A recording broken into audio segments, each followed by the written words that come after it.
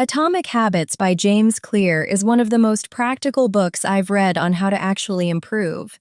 In this video, I'm breaking down the key ideas that have helped me understand how to become 1% better every day. Not through motivation or big overhauls, but through small, consistent systems. If you want the link to purchase the book, I've put it in the description below. The biggest shift for me came from understanding that real improvement doesn't come from dramatic changes. It comes from getting slightly better each day. Clear shows that if you improve by just 1% every day for a year, you end up 37 times better by the end. The reverse is also true. Small daily declines can quietly add up over time. What I found most useful is how he breaks this down into simple, actionable principles. Let me walk you through the ones that have stuck with me the most. First big idea: focus on identity, not just outcomes. One of the most powerful ideas in the book is shifting from what you want to achieve to who you want to become. Instead of saying, "I want to be more consistent," I started thinking in terms of identity. I am someone who follows through on the things I say I'm going to do. This small change in thinking made a big difference. When I stopped seeing habits as things I had to force myself to do and started seeing them as proof of the person I was becoming, they became much easier to stick with. For example, instead of forcing myself to write, I started telling myself I am a writer. That identity made sitting down to write feel more natural. Try this. Take a moment and finish this sentence. I am a type of person who does a key behavior. Write it down and keep it somewhere you can see it. Then start making small decisions from that identity. Second big idea: make it obvious by designing your environment and using habit stacking. One of the simplest ways to build a new habit is to design your environment so the right choice is the easiest choice. If you want to drink more water, put a glass on your desk. If you want to read more, leave a book on your pillow. You're not relying on willpower, you're relying on your surroundings. The second strategy here is habit stacking. The formula is simple. After I do a current habit, I will do a new habit. For example, after I pour my morning coffee, I will write in my journal for 5 minutes. You're attaching a new behavior to something you already do automatically. This works because existing habits are strong anchors. You're not creating a new routine from scratch, you're adding to one that already runs on autopilot. The takeaway: don't wait for motivation.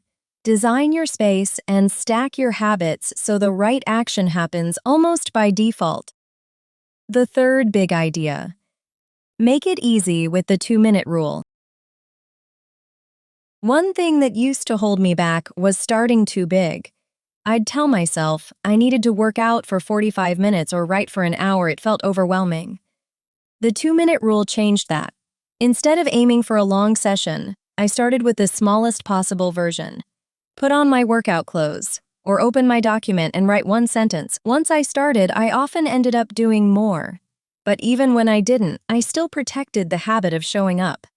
This approach has been especially useful on low-energy days. Protecting the identity of someone who starts is more important than doing the perfect version every time. Try this. Take a habit you've been struggling to start and shrink it down to a 2-minute version. Do the tiny version today, then increase friction for one thing that usually gets in the way. The fourth big idea: make it satisfying by tracking and never missing twice. I used to get discouraged when I missed a day, and that often led to giving up completely.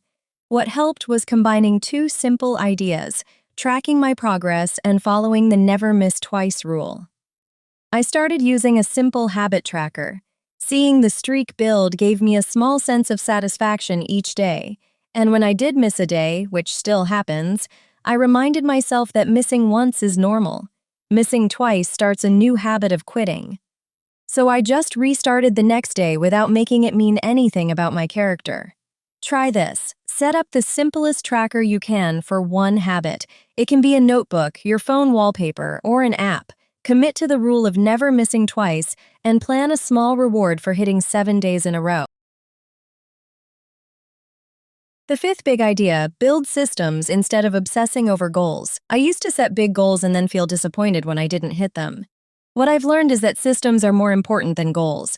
Goals are about the results you want. Systems are about the processes that make those results more likely. Instead of just focusing on the outcome, I started building small recurring systems, like a weekly review, a daily planning habit, and protected time for deep work.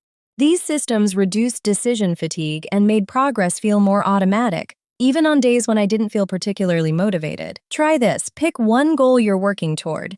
Ask yourself what daily or weekly system would make progress on that goal more automatic. Then start building the smallest version of that system.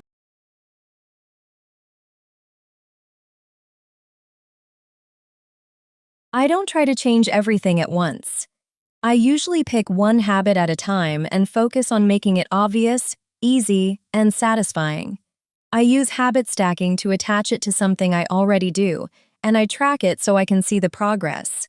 If I miss a day, I just start again the next day. This approach has helped me build habits that actually last instead of burning out after a few weeks. Atomic Habits by James Clear gave me a clear framework for understanding why some habits stick and others don't. The ideas aren't complicated, but they're incredibly practical when you actually apply them. If you found this helpful, let me know in the comments which idea you're going to try first. I read every comment. And if you want to get the book, the link is in the description below. Thanks for watching. I'll see you in the next one.